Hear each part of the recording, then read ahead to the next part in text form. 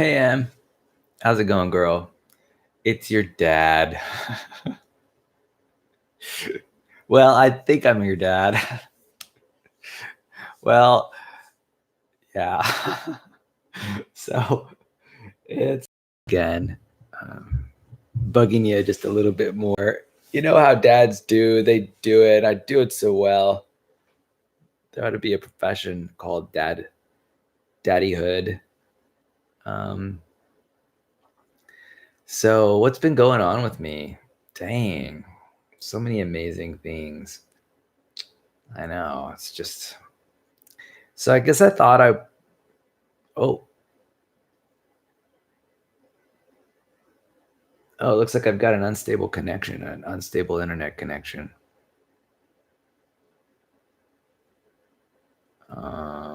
Well, who knows? I have a feeling that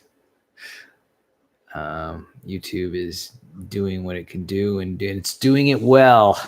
I have faith in technology. All right, so I just want to say, Emily, that I am, um, I'm excited to know you. And thank you for being willing to receive my videos that I send you every week. I'm using a new software product now. It's an app called LumaFusion, and I'm really liking it. I think it's better than iMovie, and I'm pleased and gratified to have it and use it. And I'm looking forward to creating all kinds of amazing video content for you, giving you a little more insight into my life, right? Letting you know what's going on with me, because I've always got stuff going on. And um, I just want to share myself with you in some way. For me, it's about generosity, being generous. And the reason for the generosity is my deep, compelling, unabiding dedication and love for you. And it's the one of the ways that I can share with you, one of the ways that you've allowed me to share with you. And I'm so glad to have this sort of be able to be in a slot that you are accepting. I think it's a powerful slot. I think, and so I recognize it comes with a lot of responsibility to sort of utilize that space, that gap in your life that you've allowed me to, pass through. And so, for me, making videos for you is it's an important thing to me. And and what's great about it is it takes advantage of my ability. It's sort of I get my skills. I can use my skills, my abilities to create authentically, to relate who I am to you, and do it in a way that you're willing to receive it, right? And so it's pretty awesome. It's pretty awesome to have that as a communication line, right? Um, I love that it's available, and I think it's going to sort of, in a way, it's kind of interesting. It's sort of like a canvas. Canvases are blank, right? It's an opportunity. It's and there are constraints, right? I've got constraints with time. Like I can't send a 10-hour video to you. Apple lets me only send 3 minutes and 30 seconds. It's interesting that Apple constrains the technology like that. It doesn't have to be. Thankfully, though, I can use YouTube, which would offer me an unlimited amount of time. It's limited. I could certainly do a 10-hour video, but I don't know what benefit that would be. That my guess is it would be rather boring. Can you imagine a 10-hour video of me just hanging around doopty doopty doing who knows what? So maybe I'm thankful to the forces that be that I've got 3 minutes and 30 seconds to communicate with you once a week in this fashion. So I actually picked up an interesting book today, and let's see if and here it is. It's showing up on my Kindle, and the book is called "Dying to Be Me" by Anita Morjani, and this is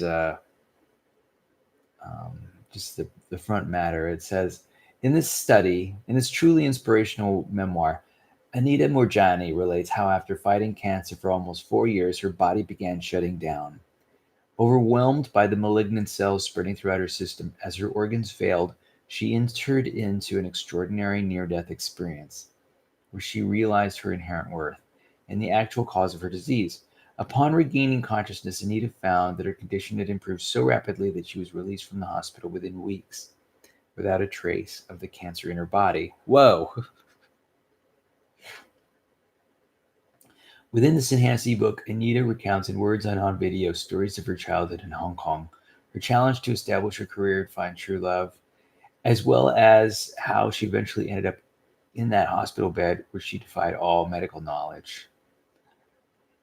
Wow. Wow. In Dying to Be Me, Anita freely shares all she has learned about illness, healing, fear, being love, and the true magnificence of each and every human being. Whoa. Well, that sounds like a really motivational tale. It was recommended to me by someone else. And so I'm going to give it a try. I'm going to be reading it. I'm marking it as currently reading on goodreads.com.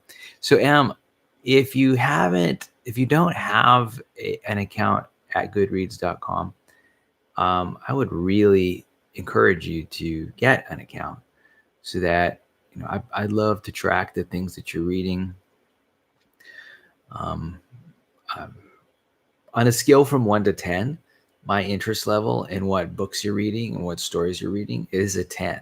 Like I'm totally wanting to know what you're reading because I want to read that material too. I want at least the possibility of that being another way that we can share an experience. And and you know what? It doesn't even have to be through goodreads.com. You could just let me know somehow about what books you're reading. I know you were talking about reading Great Expectations by Charles Dickens. And I haven't yet gotten to that one yet.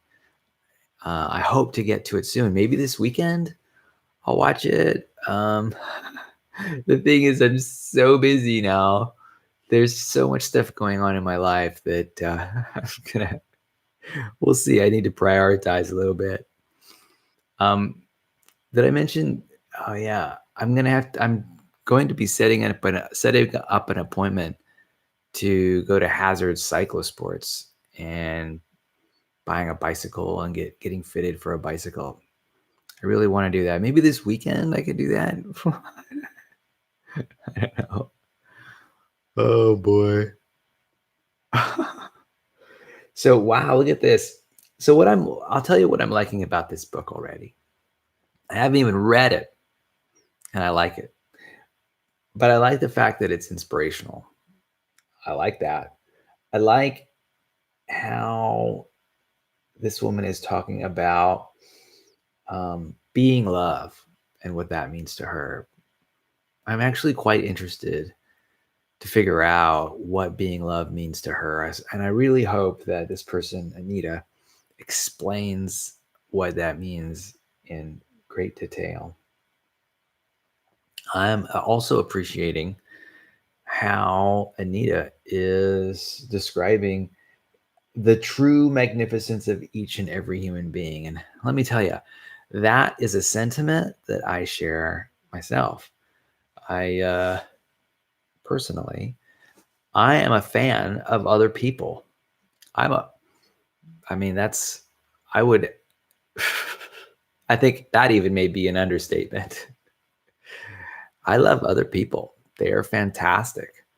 There's surprise after surprise after surprise in others.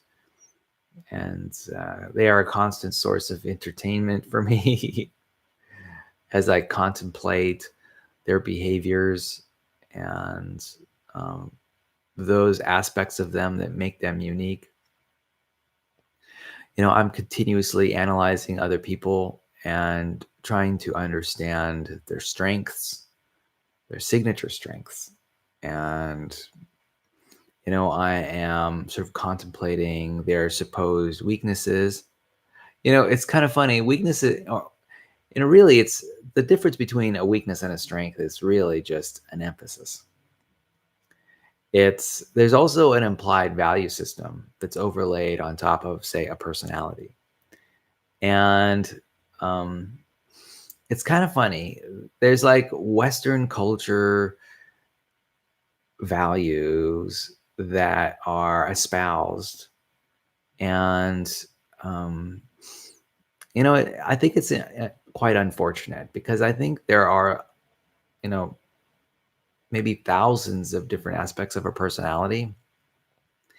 And to sort of fix um, one set of values or one set of personality strengths as being sort of a grouping that is superior to others is, I think, mistaken thinking. I really love the idea of multiple intelligences, and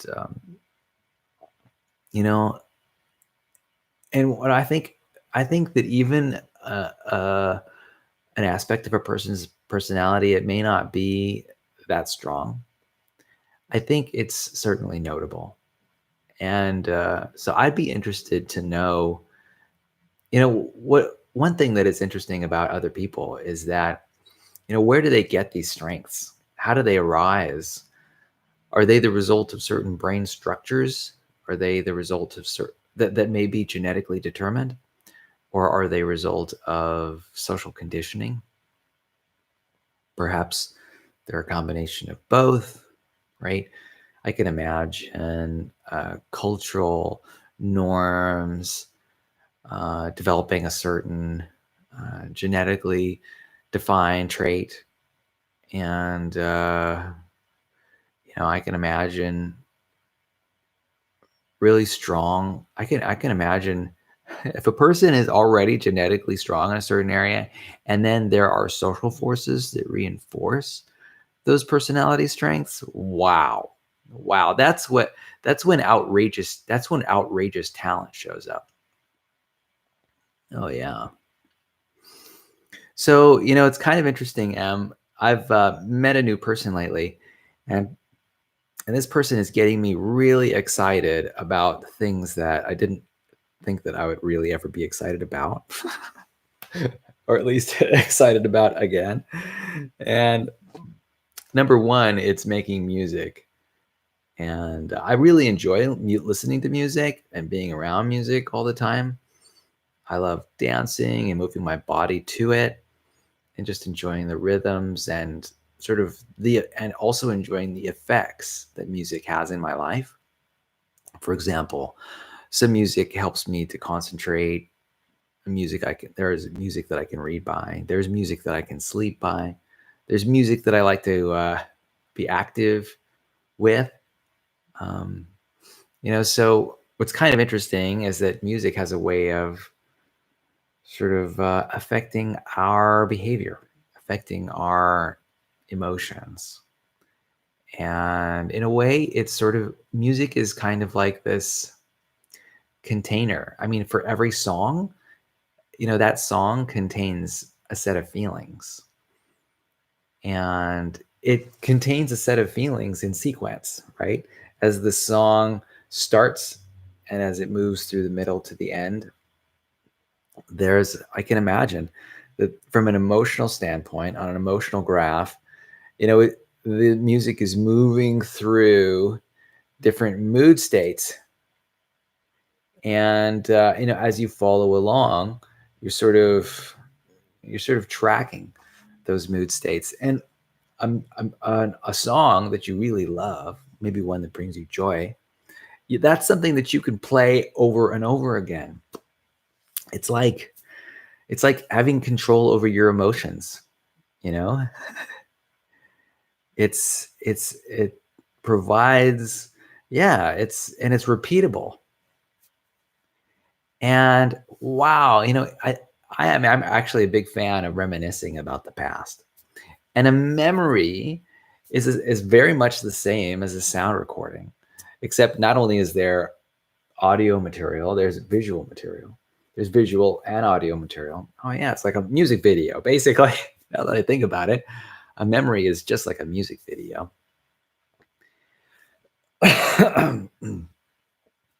And when I reminisce about the past, about my memories, I'm essentially playing this music video.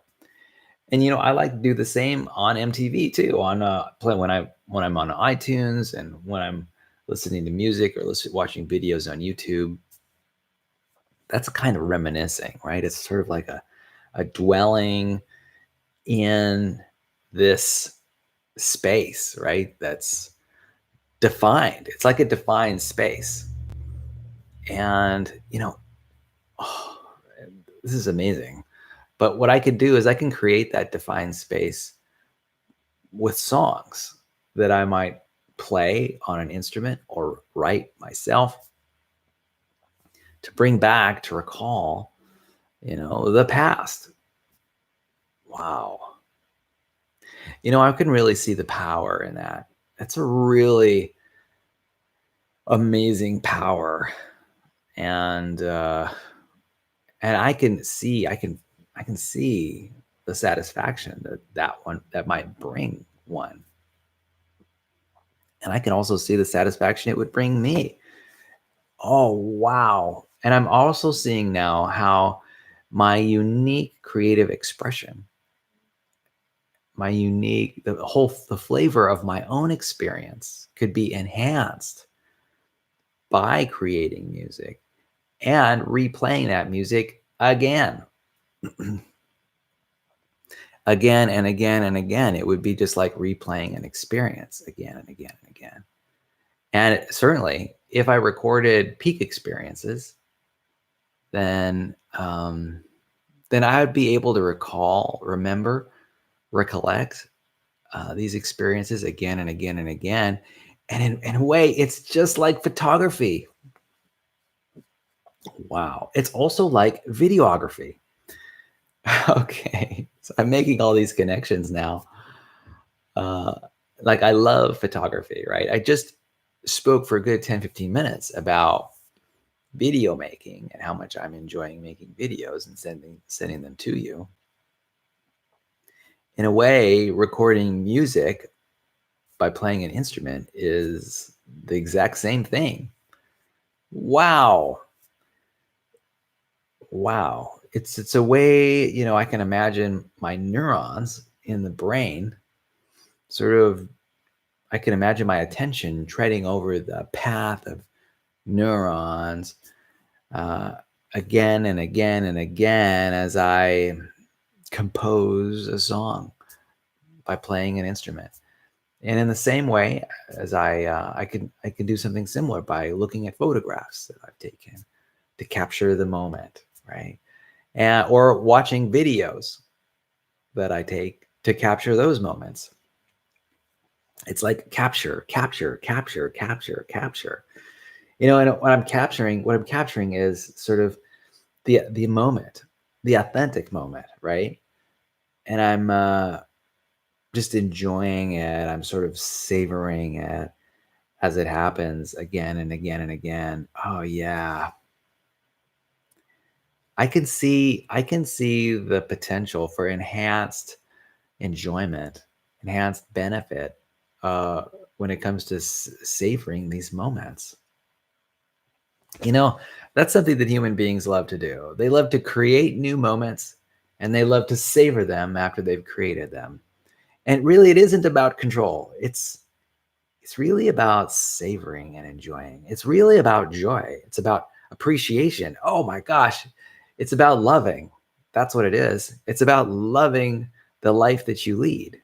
So, so what this is okay. So what I'm doing here, if it isn't completely obvious, is that I'm drawing parallels between music creation by playing instruments, photography, videography, and watching music videos, and appreciating uh, appreciating those moments of life again and again and again, loving those moments of life, enjoying those moments of life again and again and again as they're replayed.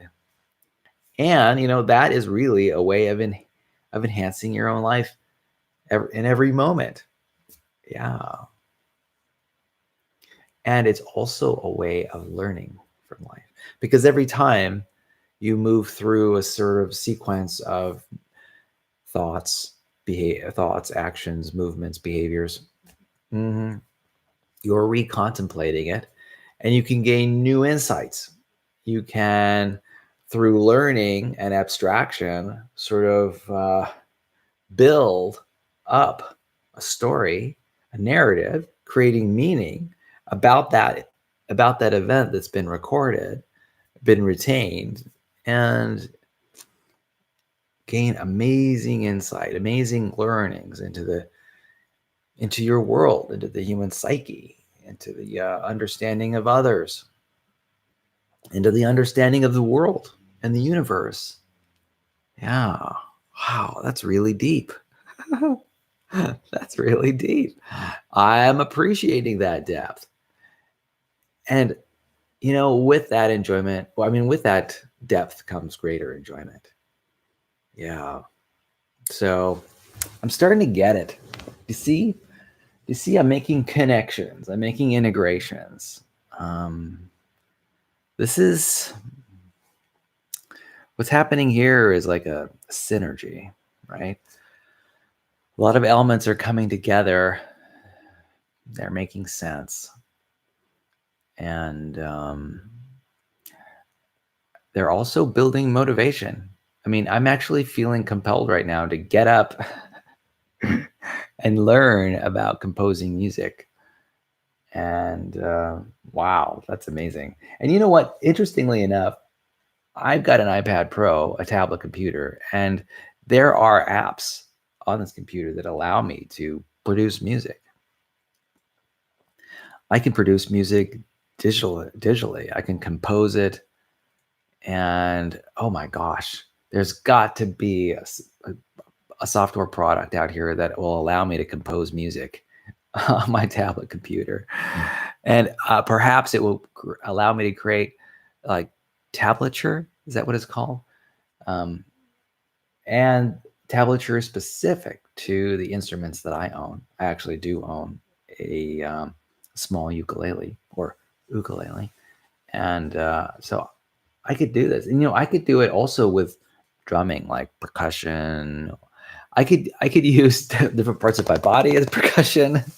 Okay, as you can see, I'm just going wild with ideas right now. All right, so that's wonderful. I'm really glad to hear it. So I've got this book that I'm about to read. I'm getting excited about my photography class, which is showing up tonight. And I'm getting excited about music composition. And so, man, one of the things one of the things I love about life is how diverse it is and how connected it is. It's true when they say that everything is connected to everything else. And that I think that perspective is especially true to thinking people who have the ability to abstract information. It's this conceptualized information where I'm able to make generalizations over vast, particular we'll call them existence, that is sort of brings to light the fact that everything is one. And you know what? That's really just a function of our consciousness. Our brain does this. Um, in fact, what we do is we take a lot of um, individual items, like a lot of different individual chairs, and we abstract them into the word chair. And in a way, all of those chairs have become one. And that is just the simple method that our brain uses to think. We have a conceptual brain. And so we're continuously abstracting from the particulars that exist in the world, the existence, or existence, the existence. Just I want to communicate it clearly, the existence, and all the, or you can call them all the concretes. And I don't know. The human mind is an amazing thing. I'm so glad to own one, or at least have access to it. I may not own the brain that I have, but I certainly enjoy using it. I am maybe I'm renting it from somewhere. Who knows where it's coming from? But I have a suspicion it's happening here within my skull, and protected, my brain protected by my skull. I'm also certainly glad that I have the senses that I have, the senses of smell and taste and touch and hearing and sight. That's a lot of senses. And I'm not even hitting on some of the minor senses like proprioception, which is probably just an aspect of the touch sense. Anyway, so I packed up my camera today. I'm going to take it to my photography class.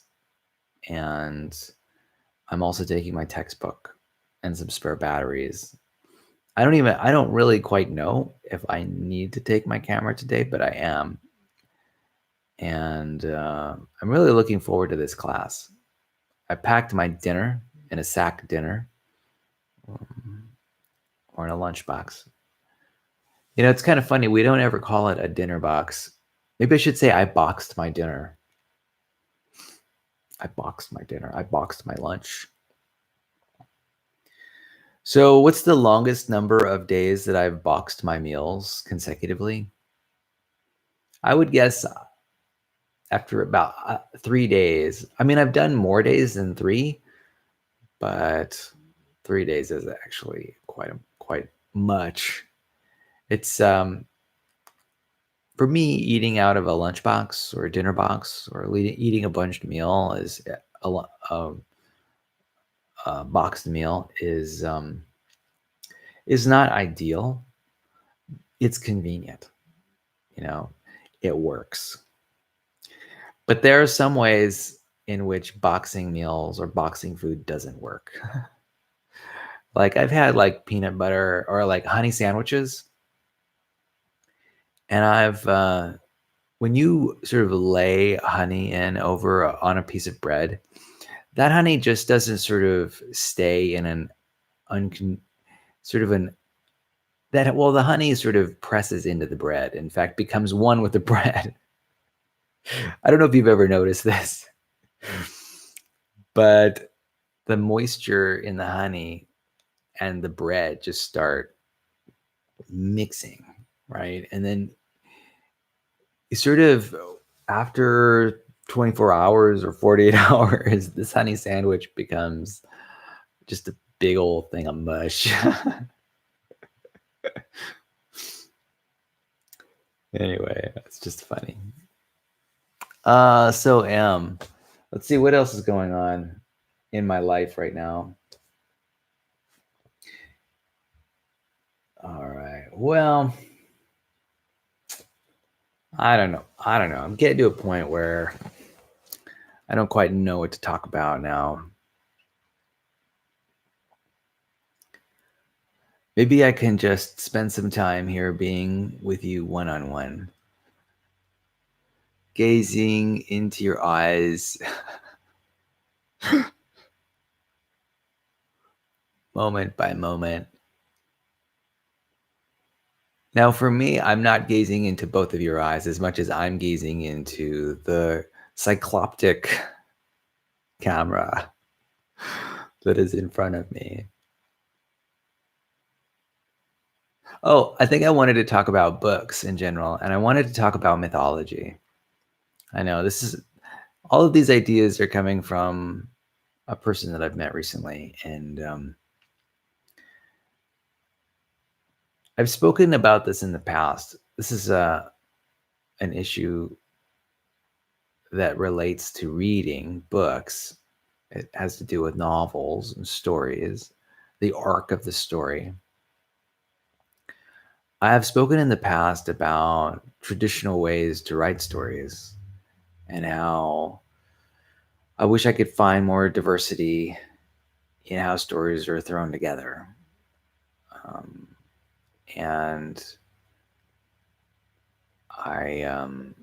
one thing that I've noticed in a lot of films and movies, adaptations of books, is this whole idea of, okay, the hero's journey. Now, the hero's journey is essentially, it's a mythological structure, or it's a structure handed down over the centuries about how to throw together a narrative. And essentially, the hero goes through a series of adventures, finds enlightenment, and then sort of returns home. That is a very brief overview. You can look up what hero's journey is on Wikipedia. Um, and what I find interesting about that um, that formula is how it involves adventure. Like, adventure really seems to be the focus of the hero's journey, at least in my mind.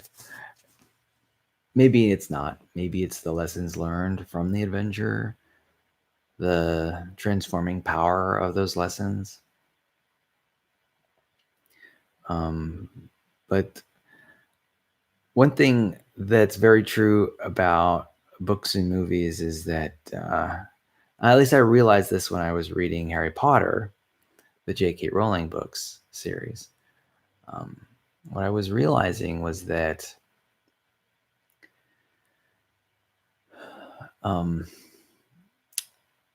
these adventures were quite harrowing. There's a lot of tension, and I had a lot of concern for the characters. And I'm recognizing, of course, that that's just a tool. Tension is a tool for authors. Movie makers, tension is a tool. There's this sense of impending doom, that there are things at risk, things which are valued, which are at risk, and that creates this natural tension. And I'm not necessarily a fan of feeling that tension.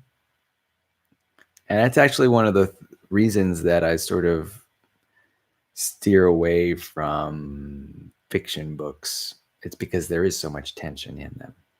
Let me tell you a place where there is no tension. A textbook. Now, a lot of nonfiction books, they don't need tension. For them, it's about describing the world as it is. And in a quite often a value neutral way, or as what I call maybe just a neutral way. And one where the emotions aren't necessarily set taught, right? Um, I I like that. I like nonfiction books for that purpose, or for that reason. A big part of it. They don't make me feel afraid. Really, tension is nothing more than fear, right? Fear of loss. Yeah. And there's also another aspect. The flip side is sadness. Oh, and there's also anger. In fact, in the J.K. Rowling book series, the Harry Potter series, there was a lot of tension. There's a lot of loss. I think J.K. Rowling talked about her book series as being really about death, ultimately. It's a set of stories about death and what death means. And I can totally relate to that. In fact, Harry Potter is a story about death. And, Voldemort, who was the main character, or the main antagonist, he's on a quest to live forever. And he almost makes it until he's defeated by Harry Potter. In a way, that's a sadness, right? Because living forever is just this amazing value that everybody has. Um, Unfortunately, it was thwarted by Harry because Harry kills Voldemort at the end. Oh, spoiler alert. And you know what? I think that that's not that's not too surprising. So I don't feel that bad about divulging that fact. I don't think that I don't think that that spoils too much of the story saying that. Oh my goodness gracious. So yeah, here's this tension. I don't really care to expose myself to tension in stories or movies or even music. Um, I, for one, am much more an advocate of peace, have peaceful interaction and enjoyment. And to have tension anywhere is a problem area, right? I've got alarms that go off in my mind when tension occurs around me, and I typically act in ways that reduce tension. That's my go-to position. It's reflexive. I want to reduce tension everywhere. I want to reduce fear and anxiety and concern, and so why would it make sense for me to read lots of fiction books? Because really, those books are about exploring tension, right? There's always something at stake, right? Right. When something is at stake, that kind of warps behavior. Whether it's a person's reputation, right? People make changes in accord with the implications of certain behavior. People will decide not to do stuff. They won't decide not to meet people and not to go places because they want to maintain, say, a reputation of one sort or another. They want to maintain certain appearances. And this can be constraining. It can be limiting. Who wants that social tension anyway? You know? Yeah. So I don't know. It just occurs to me that tension or fear of loss is in a lot of fiction books. And I think there are some fiction books that just sort of glorify and love being in this state of tension all the time. Not me. Give me a biology textbook, a chemistry textbook, a mathematics textbook, and allow me to relax. Let me relax.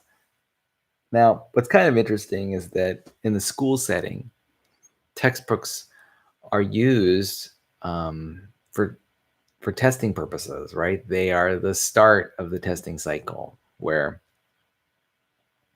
you're tested on material that's inside the chapters in the textbook. It's kind of funny. School, there's a tension that exists in school. For example, this class that I'm going to in photography at Allen Hancock College, I'm going to be graded on that. You know, it's a 3 credit hour course. I'm going to be receiving a letter grade. And now, here, what I've done is I've reduced tension as much as I can. Personally, because I'm not acting to achieve a degree. I'm not on a certification path or anything like that toward a degree. I don't have to worry about my grades, but I do care about my grades. In fact, for the most part, I've been getting A's in all my classes, and I want to keep it that way. It's easy for me to get A's, and why? Why you ask? Well, certainly I want to be continue to be a student in good standing, right? There's also this reputation with myself that I want to maintain. You know, a big part of me going to school and learning in classes is, sort of making sure that my mind is up to the challenge. I'm really conscious of the performance, efficiency, and efficacy of my mind, and I want to keep it in tip-top condition. And going to school is a great way for me to do that. Yeah, I can compare my performance studying or reading or speaking or performing in the classroom with others, with other fellow students. And that helps me find potential weaknesses or areas of improvement that for me is a very useful, school for me has a very useful function, actually lots of different useful functions. But one of them is just sort of maintaining um, my mental sharpness, my mental acuity. In a way, it's like taking like a 2020 vision eye chart every semester, and I'm just sort of getting a sense as to. It's really also about being on the cutting edge. In this class, I'm gonna be learning. Hopefully, the students are going to be bringing stuff to class, bringing information, techniques, websites. Maybe I'll find video producing software like LumaVision. Maybe I'll find something superior to that. Oh yeah.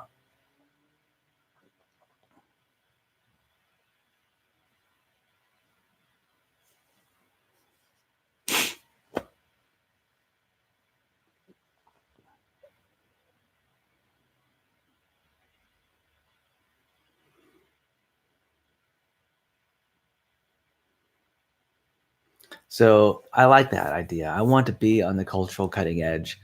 I know that at least I want to be aware of where the cutting edge is, especially when it comes to things that I care about, like photography and psychology. I kind of wish I had my thumb on the pulse of psychology more than I do. I don't know. Here's the thing. Lately, I've been pulled in so many directions. I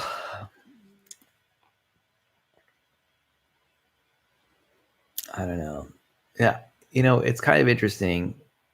Being alive, there's like this natural fragmentation where I play different roles in life, and um, therefore my attention is devoted to each of these different roles. And I have a number of interests that develop over time as well. And so my time and energy are devoted to each of those different separate interests. And the fact is that life is just so diverse. It is so powerfully infinite in so many ways. how do I how how do I manage? How do I manage my limited time and resources in a world that's infinite? That's the biggest question, right? How do I manage my time, energy, resources in a world that is infinite? In a world where there are an infinite number of pleasures, right? How do I savor each one? It's like there's this huge, that life is this banquet, right? And and I only get to eat at the banquet once. I know there's still, I mean, there's a lot of travel I haven't done. There's a lot of things I haven't done yet. And part of the reason is I'm wrapped up in enjoying the stuff that I'm enjoying right now. So it's pretty phenomenal. Well, anyway, I'm going to wrap up this video. I want to thank you for your patience, your perseverance, your determination to get to the end no matter what of this video. I hope you're doing well today. I have a feeling you might already be at school and this morning, and I'm pleased to know that in my mind. I'm pleased to know that you're happy and strong and thriving and making a difference to others, making a difference to yourself.